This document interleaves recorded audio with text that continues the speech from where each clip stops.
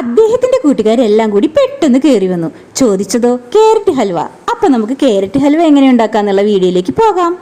ഇതിനായിട്ട് ഞാൻ ആദ്യം എടുത്തിരിക്കുന്നത് 2 കപ്പ് ക്യാരറ്റ് ഗ്രേറ്റ് ചെയ്തിട്ട് എടുത്തിട്ടുണ്ട്. പിന്നെ ഞാൻ ഇത് എടുത്തിരിക്കുന്നത് 250 മില്ലി വരുന്ന കപ്പിലാണ് 2 കപ്പ് എടുത്തിരിക്കുന്നത്.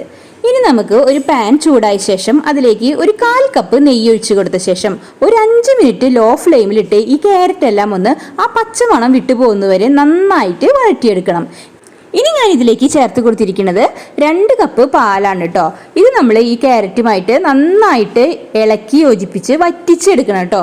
ഒരു 10 മിനിറ്റ് ഒക്കെ ആവുമ്പോഴേക്കും ഇത് നന്നായിട്ട് വറ്റി വരും. പിന്നെ ഈ വറ്റി വന്നു കഴിഞ്ഞാൽ ഇതിലേക്ക് ഞാനൊരു 1/2 കപ്പ് പഞ്ചസാര ചേർത്ത് കൊടുക്കുന്നുണ്ട് കേട്ടോ.